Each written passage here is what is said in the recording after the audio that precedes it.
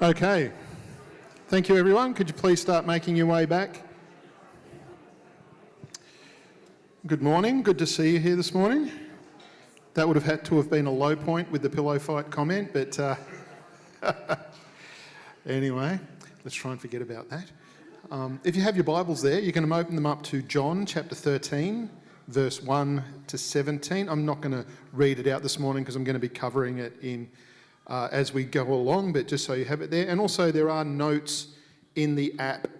So in the notes section in the app, I've pre-populated everything there, so it's ready to go. So again, this morning I am finishing up the series we started a few weeks ago called Sex, Money and Power. So this morning I am speaking on power, not the stuff that we are going to have to spend a king's ransom to have on in our homes anymore, but a different type of power. All right, so there are a lot of negative connotations about power. We're told that power corrupts and absolute power corrupts absolutely. We also, when someone starts throwing their weight around and bossing people about and controlling people and telling people what to do, we say they're on a power kick, don't we? It's not a positive thing. They're on a power kick. It means they're out there trying to control people. And I'm pretty sure that there's a bunch of us here this morning that have had not so great experiences with authority and power. We've worked in places where those people at the top of the food chain have exercised their power, his or her power, because it's not limited to just men, in a way that is not conducive to a safe and happy, productive, healthy workplace. Anyone ever been in a situation like that? Anyone been on the receiving end of, or in an environment of toxic power? We know what that's like. We see examples of this all the time, whether it directly affects us or not. So power gets a bit of a bad rap because of its misuse and the damage its misuse has done. But power, like money, as we looked at last week, can also be an incredibly positive thing, a force for good in the world. But again, like money, as we saw again last week, power doesn't exist in a vacuum. It doesn't exist in and of itself. Power always exists in a person or within a group of people within a structure.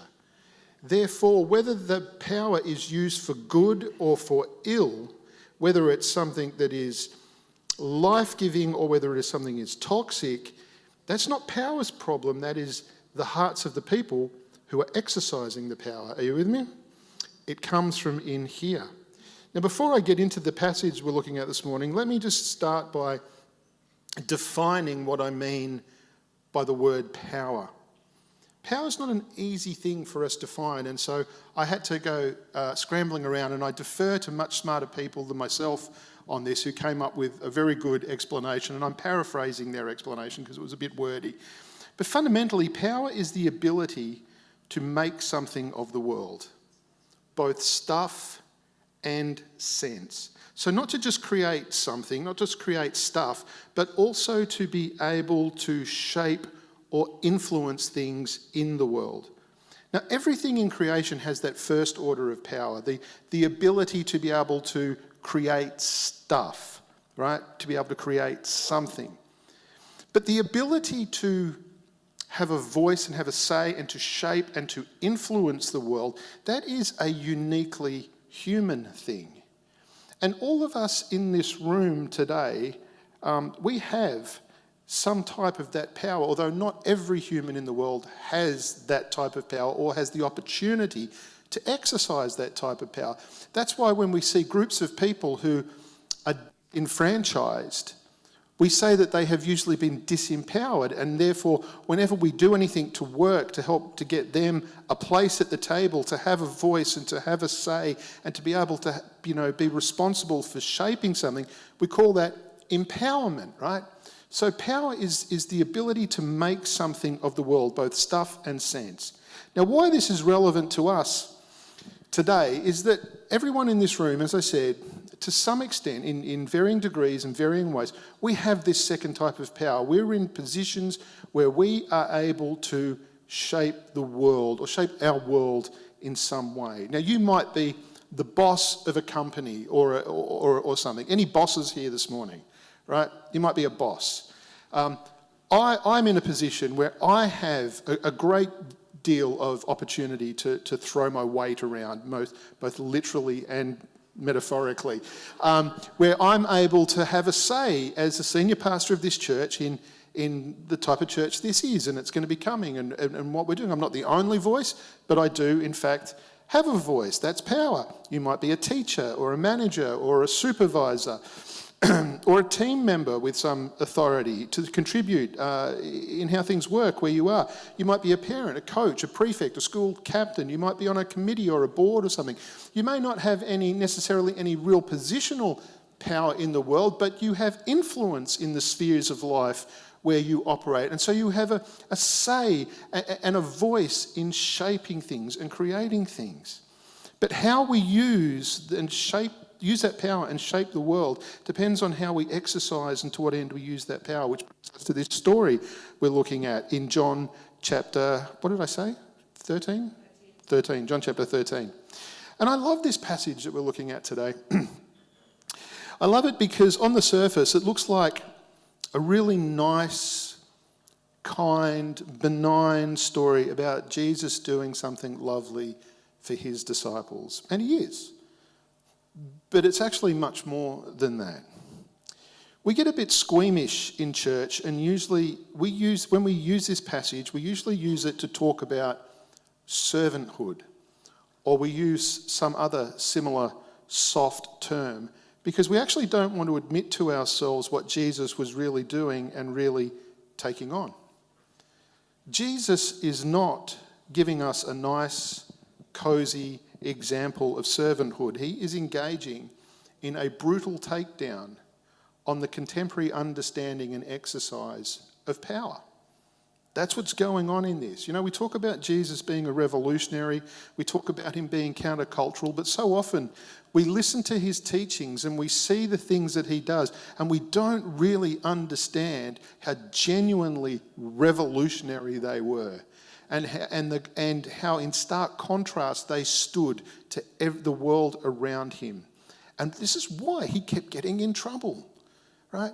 Because the people of his day, both the religious and civil leaders of the day, they knew what he was doing, but we read the Bible from a perspective that everything's kind of spiritual and Jesus is this nice guy going around. No. No, he was a revolutionary in the true sense of the word. And so Jesus, in this passage, in practicing this servanthood, which he is engaging in a radical takedown of contemporary understandings and exercises of power, which are still the predominant understandings and exercises of power to this day. How little things have changed sometimes. And Jesus just turns this thing on its head. And then he says this. This is how it is supposed to be for everyone who follows me. He says in verse 15, I have set you an example that you should do as I have done for you. How we manage to either miss that or misunderstand that, I will never understand. Jesus could not have been more unambiguously clear. This thing that I have done for you, I now expect you to do for others. He's not offering up a choice. He's giving us a command and setting an example that he expects those of us who call ourselves followers of Jesus to follow. Wherever we find ourselves, not just in the church, but everywhere we are. And why to this day churches decide that we probably need to copy what goes on in the world when it comes to this, that the C-suite of commercial and corporate world is our model for leadership when Jesus has clearly said, this is the model for leadership. I'll never understand that either. But Jesus is unambiguous. If you are a follower of me, this is how you exercise your power.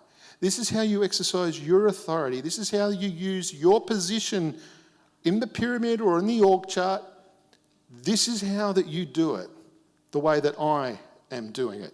And so today we're going to learn this, and here's my tweetable takeaway soundbite that's worth a $3 coffee. Could you put it up, Greg? Power is a gift to use in service of others, not a means of achieving status for ourselves. Right?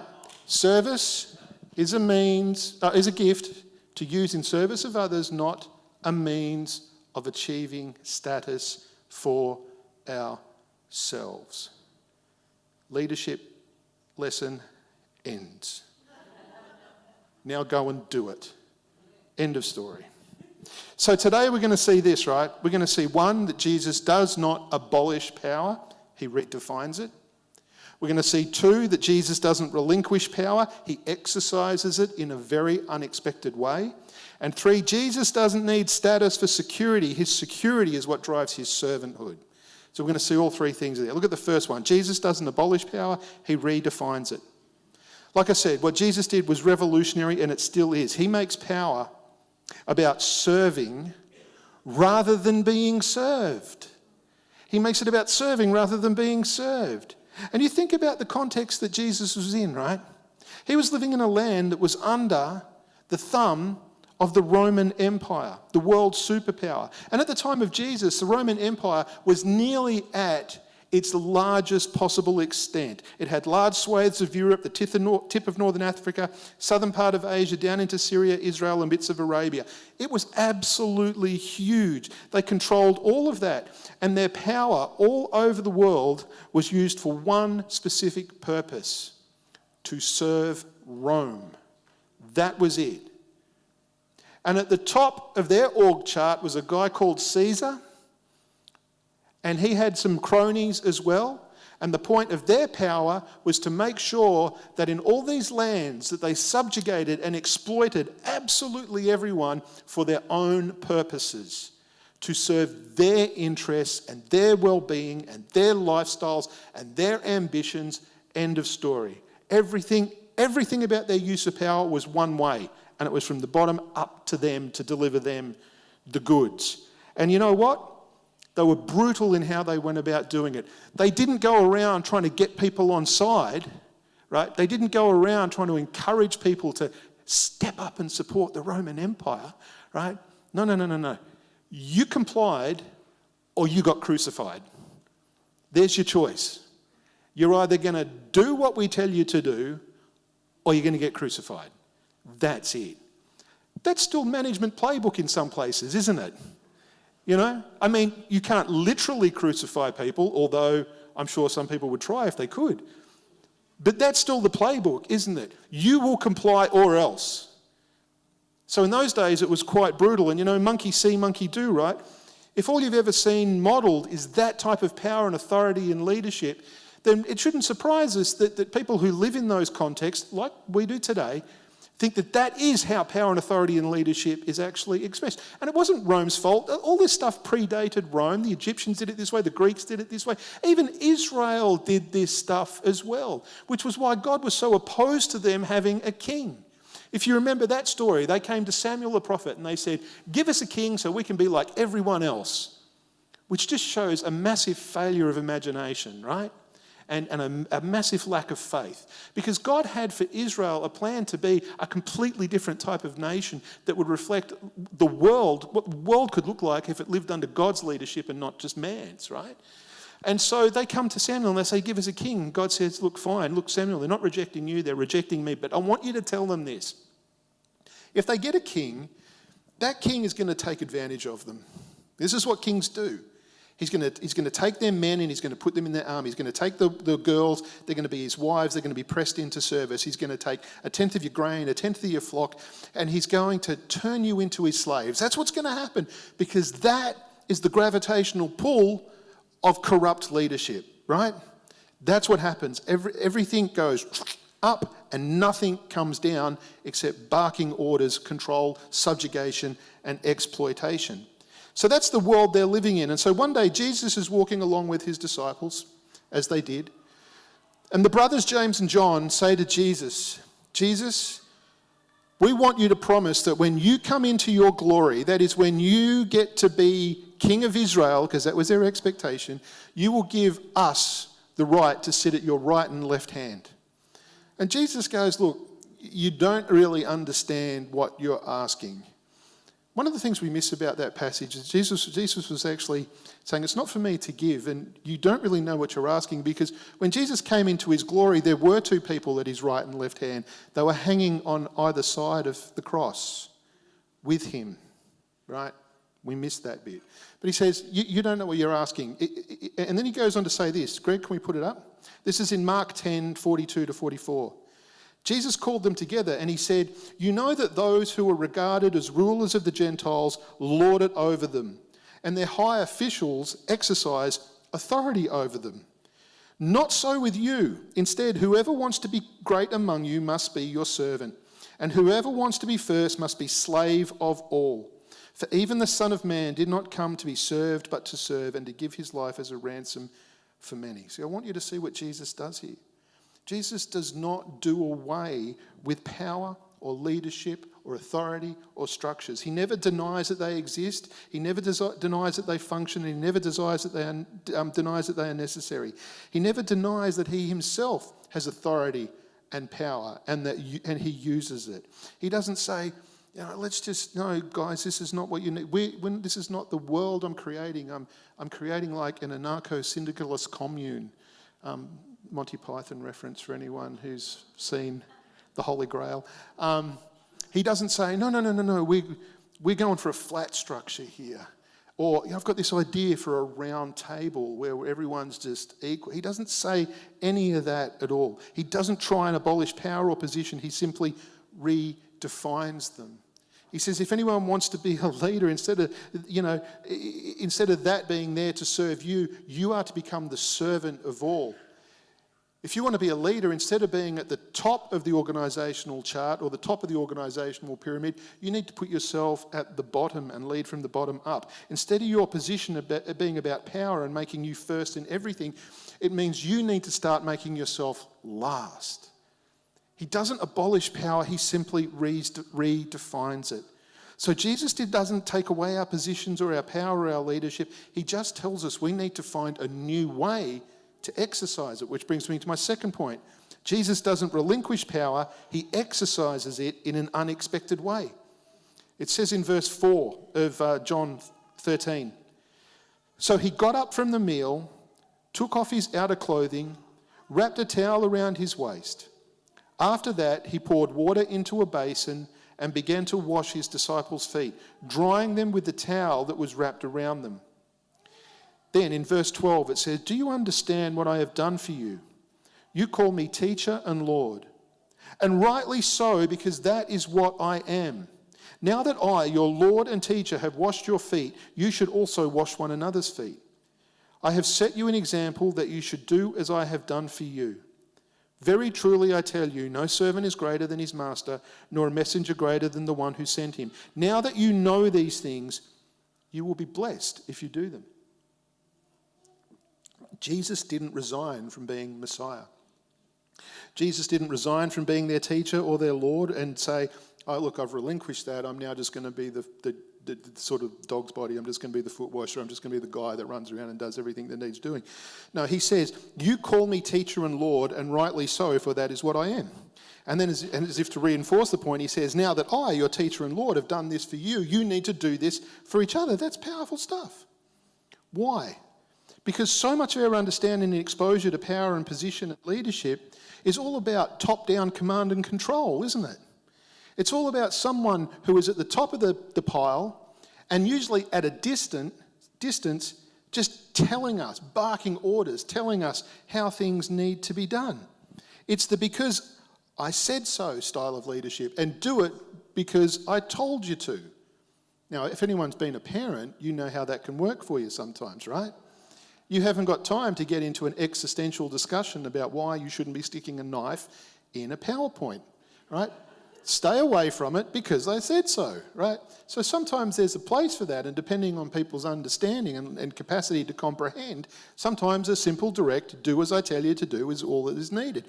But it's not a great model if you want to grow a bunch of mature people who can learn to think and reason for themselves. You don't want to make a bunch of people entirely dependent on you telling him exactly what to do all the time. So Jesus does something new. He leads by example. Rather than do as I say and do it because I told you to, Jesus says, I want you to do as I do. Do as I do. You know, when I was in the army, you had to obey orders, right? You had to obey orders, whether they were given to you by someone one rung above you or 200 rungs above you. It didn't matter. And there were NCOs and officers that you would obey, and then there were NCOs and officers that you were happy to obey. The difference was in their leadership. There were guys who took the only way they knew how was the positional power position, you know, do as I tell you to do because I'm this and you're that and this is just the way things go. But then there were these other guys that led by example. They didn't do anything they wouldn't be prepared to do themselves. They treated people with respect. Instead of going first, they would always go last. Whenever we'd be on exercise and we'd have to go and set up in a new place or whatever, these guys would go and make sure everyone else was settled and had everything they needed before they even began to look after themselves. These were the guys that you wanted to obey.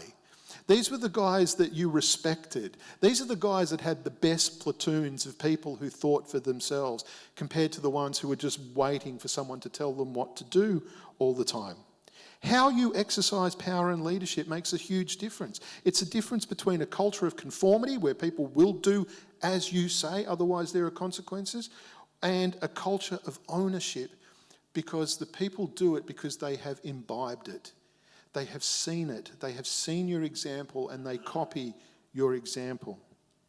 Jesus was building a kingdom full of people who didn't just do what he said.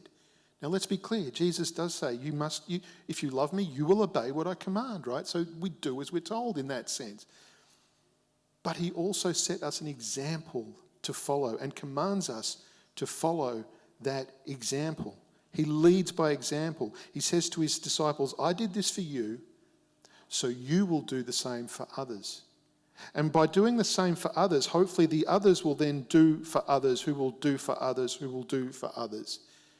And this will begin to permeate the warp and woof of the culture of the church, a group of servant and servant leaders.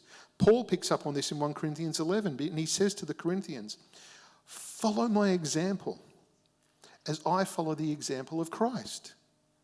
So it's not do as I say, do everything I've told you to do. It's follow my example. And you know the problem when you tell people to follow your example? You've got to make sure you're setting one that is worth following. Yeah? Because you can set examples in all sorts of ways, right? You can set a bad example, can't you? So if we're going to take the example road, we have to make sure we're setting a good example. So follow my example as I follow the example of Christ. This is why I still empty the bins. This is why I sweep the floor and vacuum the carpets and fill up the stupid little hand towels in the toilets. And this is why I put communion out this morning, because the people who were rostered on didn't turn up. But this is why I do these things, because if I, your senior pastor, do not see it beneath myself to do these mundane tasks, then what excuse have you got? Seriously. Okay? If someone as absolutely important as me doesn't have a problem with lowering himself to serve you, what excuse do you have? I'm trying to make it light, but I'm serious. You call me senior pastor, and rightly so, for that is what I am. Actually, you don't. AJ, Adrian, you, oi. And I like it that way. Which is another thing. You know, I was looking at one of the other passages in there where Jesus talks about leadership as well, and he says, don't let anyone call you father. And I was looking at that and thinking, you know, there's lots of ways you could do that. But again, for me, it was about personal influence and leadership, not having to rely on a position, not needing to rely on a title or something in order to get people to do things, but rather people would respect you as a person and your example and do it because they want to follow your example and do what you do. Anyway, I'm going off on a tangent there. But anyway, we are, I hope you will understand, is that we are hopefully a do as I do church, not a do as I say church. We're not a church that says do it because we're telling you to do it. We're saying do it because it's what we do.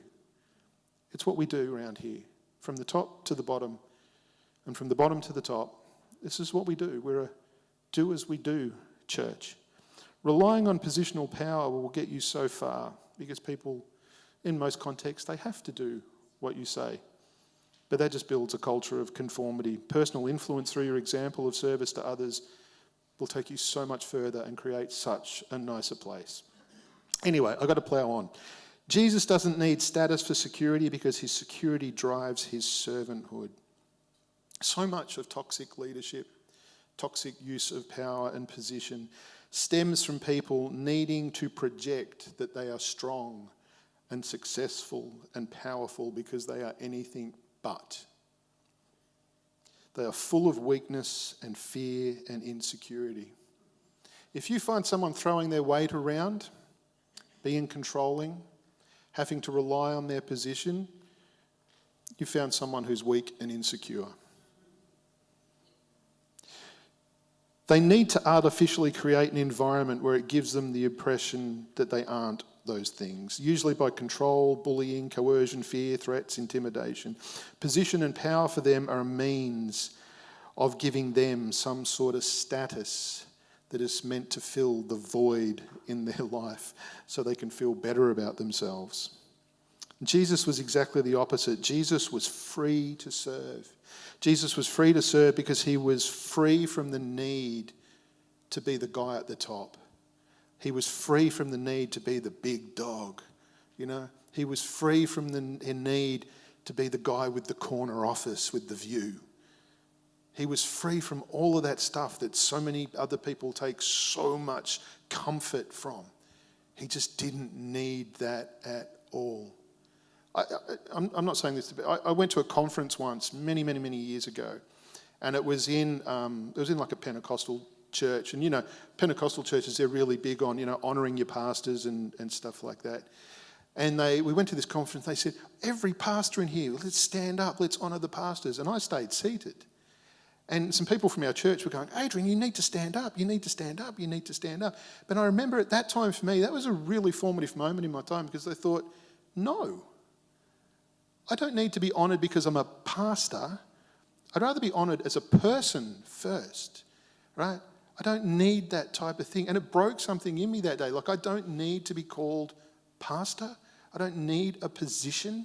I don't need all the trappings that go with it. This is going to sound like a brag, but one of the first things I did when I came here was I gave up my office. I gave it up because, like, I didn't want it. I'm sounding really good, aren't I? But anyway. But I'm just showing you there are things that, for me, these were good signs. It was like, I don't need any of that stuff to feel good about myself. I don't. And often that's what weak leadership and weak and toxic use of power, it's all about. It's about people trying to compensate for something that they're lacking in here. This episode, this passage that we're reading starts with this, but I'm ending with it because it's so important. It says, it was just before the Passover meal. Jesus knew that the hour had come. I'm reading from verse 1. For him to leave the world and go to the Father. Having loved his own who were in the world, he loved them to the end. Verse 2. The evening meal was in progress, and the devil had already prompted Judas, the son of Simon Iscariot, to betray Jesus. Jesus knew that the Father had put all things under his power and that he had come from God and was returning to God. So he got up from the meal, took off his outer clothing and wrapped a towel around his waist. Do you see the connection there in that paragraph? The most important word in that paragraph is the word so, because one thing begets another. The plan to betray Jesus was already underway. It had already been set in motion. Judas had already had the discussion. He'd taken his money, all of that sort of stuff. And Jesus knew that, but Jesus knew that the Father had already put all things under his power. He knew that he had come from God, and he knew he was returning to God. So he got up and he served everyone else, including the man that had betrayed him. That's strength, that's power, right? Because Jesus was like, I know there's this plan going on. I know you're going to try and get rid of me. I know all of this. The fact remains, I am who I am. I know where I've come from. I am the Son of God. I am God in the flesh. I have come from God. I'll be returning to God, and all things will be put under my power. So it really doesn't matter how this plays out now. You with me? It was that type of security that Jesus had. He knew who he was, even though others may not have believed him, and even though things were working out that looked like he wasn't who he said he was. He knew who he was, where he'd come from and where he was going, and he knew the Father had put things, all power under his feet. The freedom to use your power to serve comes from a place of security, not from a desperate need for status. If you have a need for status, you're not safe to lead. If you have a need to be important, you're not safe to exercise power. Best life-giving power comes from a place of security. Show me a servant leader and I'll show you a secure leader. Show me someone who needs it to be about them and I'll show you an insecure leader. Show me someone who isn't afraid to tie on a towel and do what everyone else in the room was too self-important to do, and I'll show you someone who doesn't care what the others think about them because they already know what God thinks about them. Show me someone who won't do that, and I'll show you someone who is at the mercy of other people's opinions all the time. We serve out of our security, not in order to get some status or to achieve some sort of security. Like I said at the beginning, we all have some degree of power, the ability to shape the world, but how we use that power and to what end is not so much about your ability and your competence as it is about your heart. Insecure leaders seek status through control. Secure leaders seek to serve others in love. So you want to use that power that you have well to serve others and create a better world? Then start by settling those issues in your own heart first. Amen.